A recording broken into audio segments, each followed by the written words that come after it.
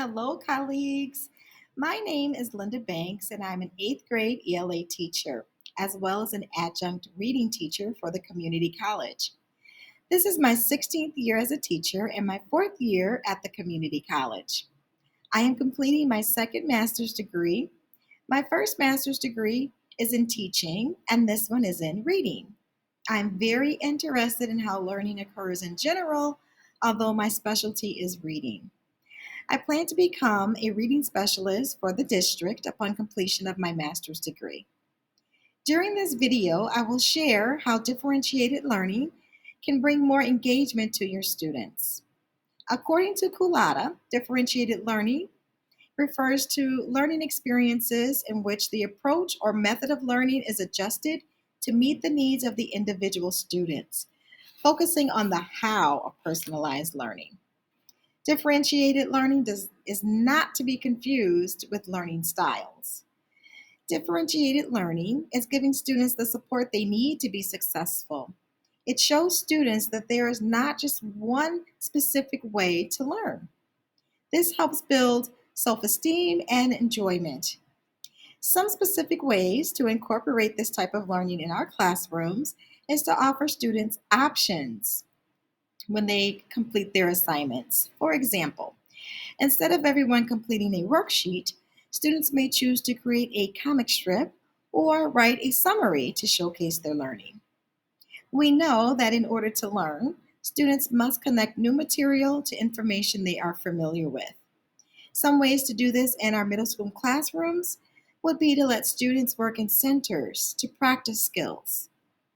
Providing time throughout the day for students to work in teams and individually is also beneficial to learning.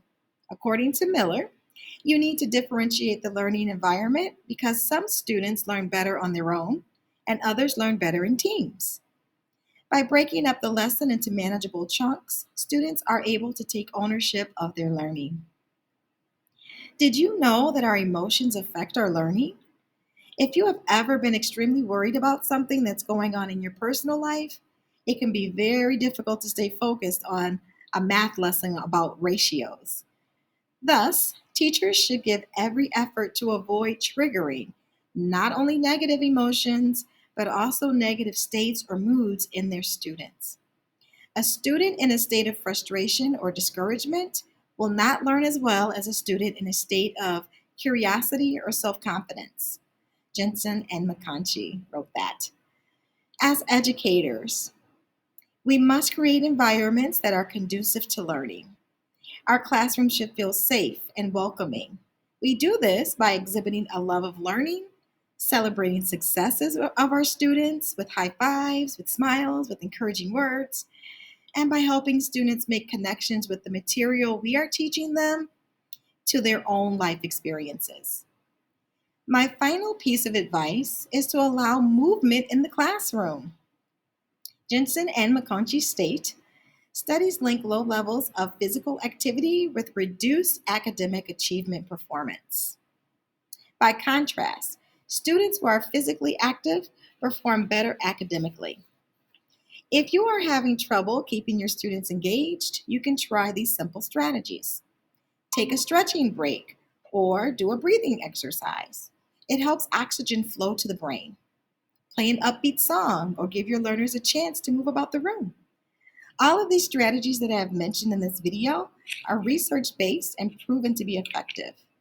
Please feel free to implement the techniques daily and be on the lookout for student success.